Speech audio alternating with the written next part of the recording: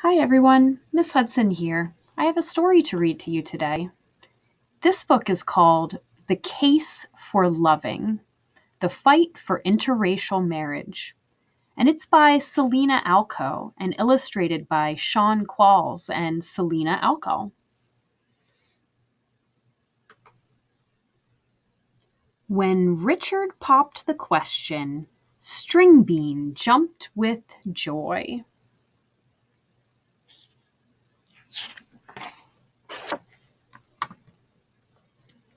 The two were in love. They felt it should be their right to get married. Sadly, it was not. Not in Virginia or 16 other states. In those places, marriage between people of different races was against the law. 100 years earlier, slavery divided America along color lines. Even after slavery ended, some white people weren't used to blacks being free, let alone free to marry whom they chose. If you married someone who had skin color unlike your own, you could go to jail. Mildred and Richard wanted to get married, but they did not want to spend any time in prison.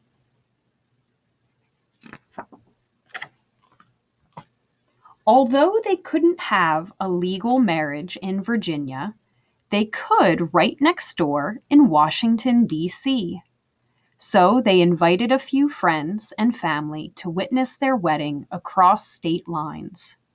At the ceremony, nobody objected when Richard said, "I do," and Mildred said, "I do too." The Lovings were officially pronounced husband and wife. The blushing bride and her groom smiled all the way from D.C. back to their house in Virginia. They couldn't wait to start a family.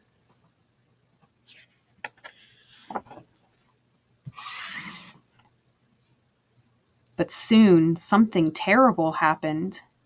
In the middle of the night, they were awoken from their sleep. It was the police. An officer shouted at Richard, "What are you doing with that woman?" Richard proudly pointed to their marriage certificate hanging on the wall. "That's not good here," the policeman boomed. And just like that, Mildred and Richard were taken away and locked up in jail.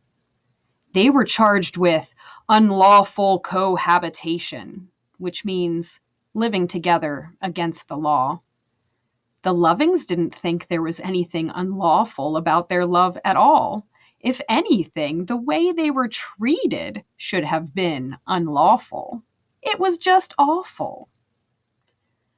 After a few nights behind bars, Richard and Mildred were told they had to leave Virginia if they wanted to live together as Mr. and Mrs. Loving. So, with heavy hearts, the pair hugged their families, packed their bags, and left their home. They tried to make a life for themselves in D.C.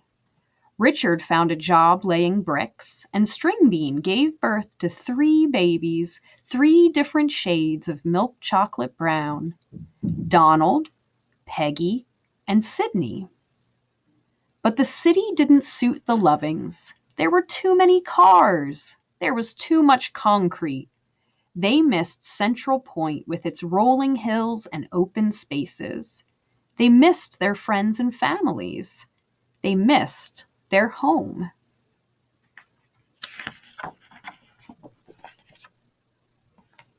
They wanted to return to Virginia for good, so they hired lawyers to help fight for what was right. By now, it was 1966, and the times they were a-changin'. Brand new ideas like equal rights for people of all colors were replacing old, fearful ways of thinking. The lawyers worked around the clock to make the case for interracial marriage as strong as possible. It was time to take the Loving case all the way to the Supreme Court.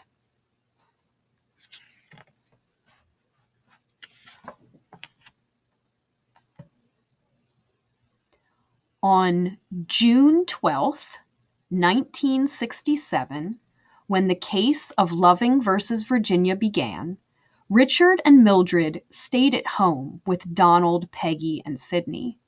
They were all nervous and afraid they would not win. The state argued that in order to preserve the purity of the white race, blacks and whites must remain separate. Then it was the Loving's lawyers' turn to present their case.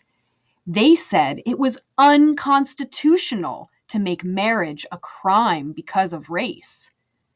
And they read a message from Richard himself. "Tell the court, I love my wife, and it is just unfair that I can't live with her in Virginia."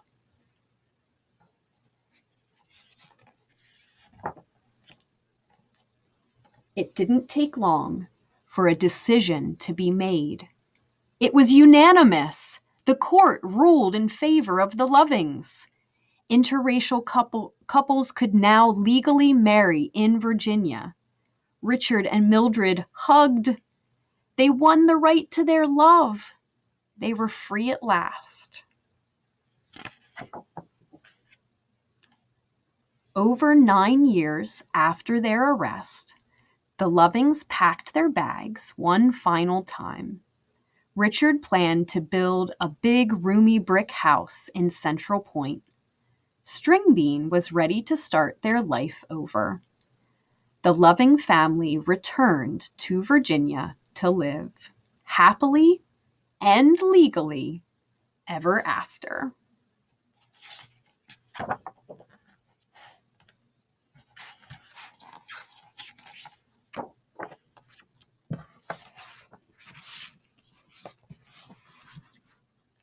Thanks for reading with me today.